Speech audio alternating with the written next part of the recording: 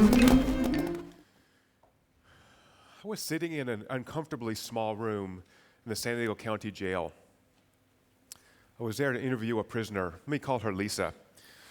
Lisa had just pled guilty to possession of methamphetamine for sale. It's her 13th or 14th time she'd been arrested for this. I was part of a team that's trying to assess where she had gotten to where she was and how we might change her life course.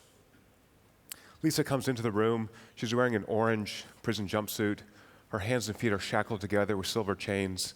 She's in her mid-40s. She sits down, and the room is so small, we're almost knee to knee. I introduced myself, and I started this interview. And I said, when did you first start using marijuana? Age 13.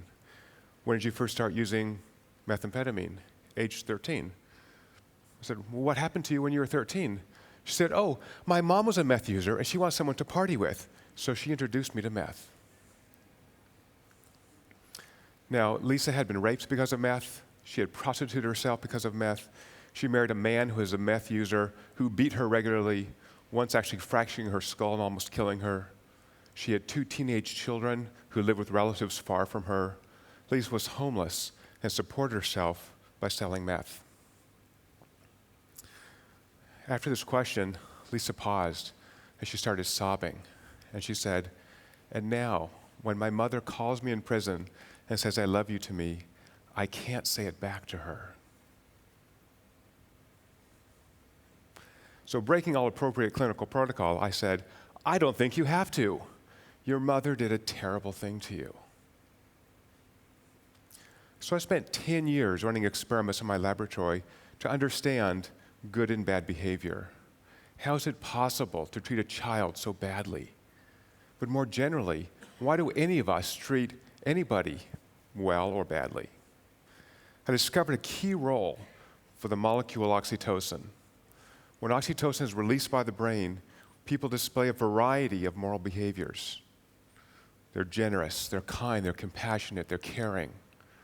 In the absence of oxytocin, we see selfish behaviors, aggressive behaviors. In fact, scientists know a lot about fear and aggression, but really didn't have a target to understand the positive behaviors that humans engage in until we found the role of oxytocin. I call it the moral molecule. And yet, some people's behaviors are stuck in one corner or the other. So I want to talk today about the biology of good and evil. So think of your own lives. Look at this audience. I see some great-looking people, wonderful, kind, intelligent people. A couple of the folks in the back I'm not so sure about, but everybody else looks good. Okay, so what about you guys? Have you ever, you wonderful people, ever screamed in anger at someone you care about?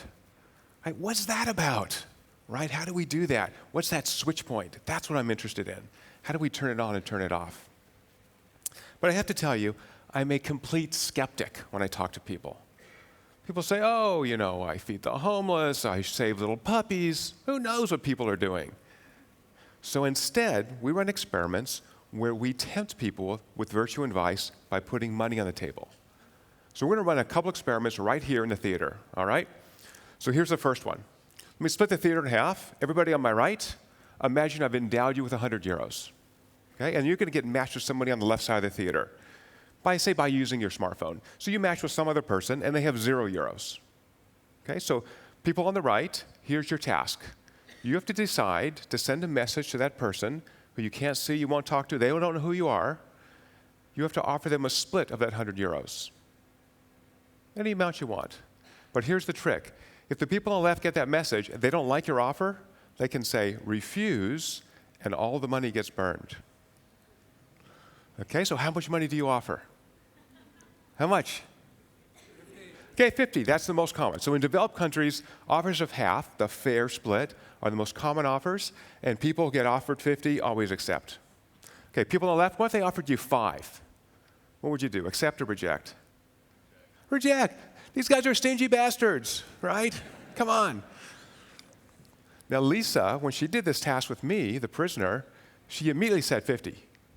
I sort of wrote it down. So why 50? She said, if you're a drug dealer and you cheat, you die. Right, this is why scientists need to get out of the lab and study the free-roaming humans. Undergraduates who participate in my experiments never use that thought process, okay? All right, so I took this share the money task and asked a different question. Why would someone over here ever make a generous offer? Why would they ever make an offer that's more than it needs to be accepted? Right? Because you make a generous offer, you're losing money. And I'm going to torture you in my lab. Turns out if I take a squirt of oxytocin, spray it up your nose, let it get into your brain, offers are 80% more generous. Or if I show you a little movie, sad movie about a 2-year-old boy who's dying of brain cancer, your brain pumps out oxytocin and you're much more generous. So oxytocin connects us to other people. It's a molecule that evolved to motivate care for offspring, but in humans this system works so powerfully that we care about complete strangers. But in that is so much power. We can extract so much value from interacting with a larger group of individuals than just a little clan or tribe that we're aware of. Right? This is really an amazing molecule. Okay, great. So we have this moral molecule, and in fact, 95% of the thousands of people I've taken blood from release this molecule when someone shows them a kindness. So oxytocin encapsulates the golden rule. The golden rule exists in every culture on the planet. The golden rule says, look, if you're nice to me, I'll be nice to you. That's just how oxytocin works. You're nice to me, my brain releases oxytocin. It says, oh, it's one of those good people. It's kind of like my family. You're one of me, I'm going to be nice back to you. Okay. Great. So everything works perfectly for 95% of the population. What about the 5% who it doesn't work for? So there's a variety of ways that this system breaks down. Of that 5%, about 2% of these individuals appear to have genes that predispose them to not process oxytocin. These individuals are born essentially with bad genes, and psychologically, they look like psychopaths. Psychopaths classically lack empathy, and for healthy people, when we release oxytocin, the reason we care about someone is because oxytocin makes us feel empathy. We feel connected emotionally to people around us. That's why we care for our kids. That's why we care for our spouses. That's why we care about complete strangers. We're emotionally connected to them. That's very valuable for social creatures like us. But psychopaths don't have that. They lack empathy. And believe me, when they're in my experiments, they take all the money on the table, and they're happy to do it. They want to come back the next day.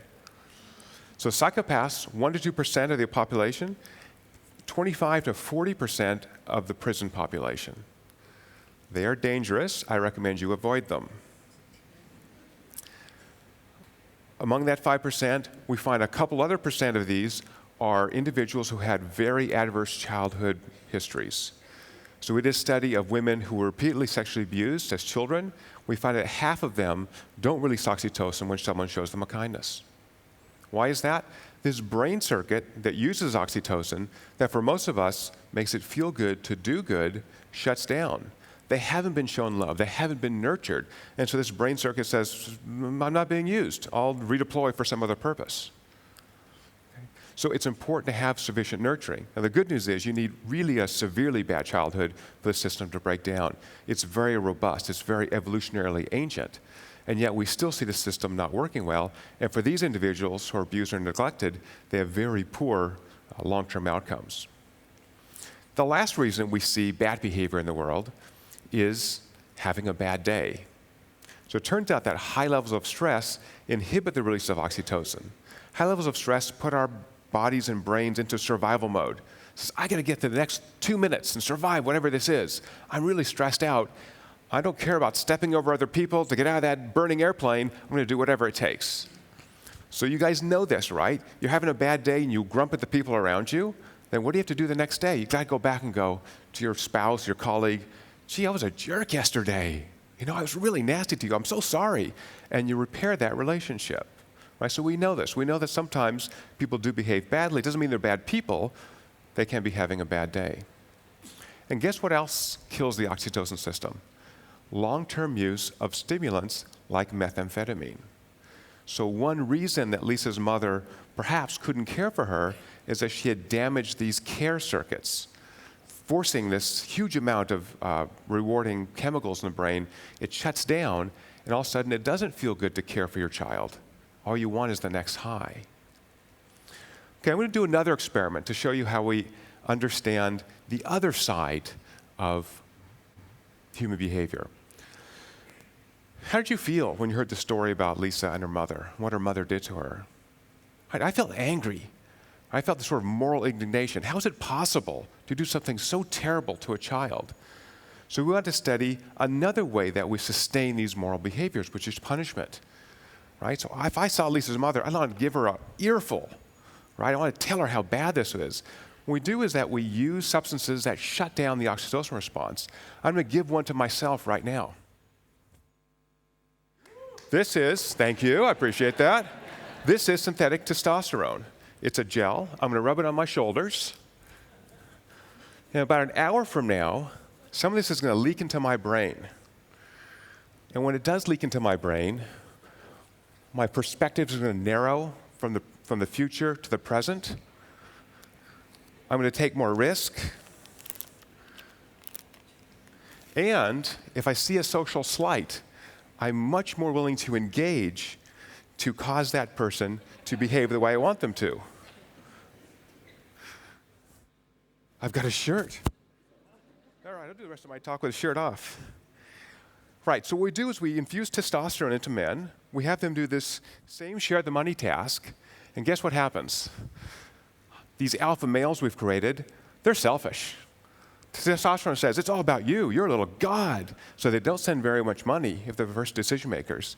But if they're on the left side of the theater, they're receiving proposals, they will burn all the money if you're not really fair.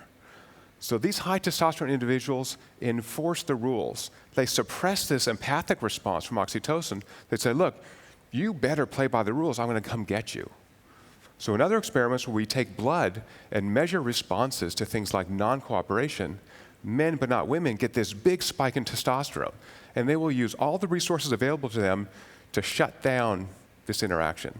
It's not going to happen when I'm around. Right, so we have this interesting biology of care and punishment right inside us. And this helps us navigate through the sea of strangers in which we live. We're constantly modulating our behavior. Care for that person, they're being nice to me. Oh, this person's being not so nice to me? Sure, I'm going to put my chest out and, engage with you.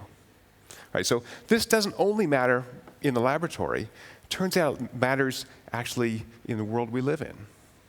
So this gentleman on the right is a guy named Hans Reiser. Reiser was a rising star in Silicon Valley in the 1990s. He was an internet entrepreneur, very hard driving, married the woman on the left from Russia. They had a little child. And after some number of years, she decided she wanted to divorce him. So instead of letting her divorce him, he instead decides to kill her. Dumps her body, it's never found. And you guys know, right? When a woman dies, it's always the spouse. Right? So he's the suspect. He goes to court. The trial proceeds. On the last day of trial, it's very clear he's going to be found guilty.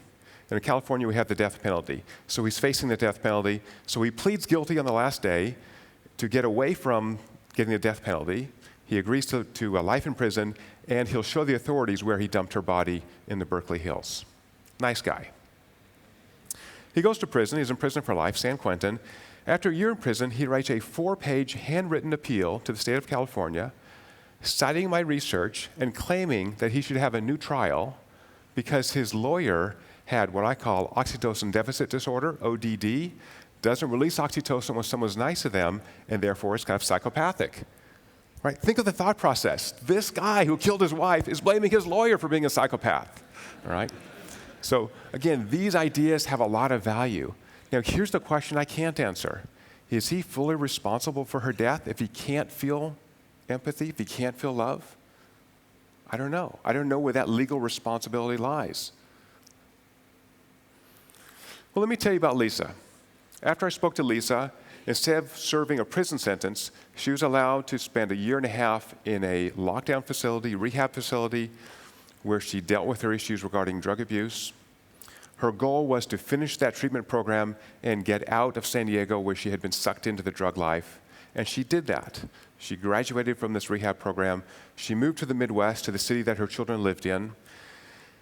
She was still not able to care for her children, but she's trying to rebuild her relationship with them. Last I heard, she had not contacted her mother. So the dividing line between evil and good behavior is oxytocin. It's really the underlying biology of love. Oxytocin is so evolutionarily old. It's been part of our human nature for so long.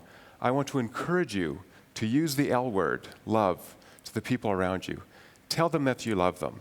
Tell them that they're important to you so that they know that you'll expend resources, time, energy to help them be more happy, to be more engaged in life. So if you tell people around you that you love them, they'll get a release of oxytocin, they'll reciprocate, and you'll feel that love too. That's what human beings really need, is to love and to be loved. But of course, the difficult part about love is extending love to people who don't seem to deserve it. Perhaps drug abusers like Lisa, who have abused themselves. But I still think they deserve our love. I think they deserve our love. Thank you very much.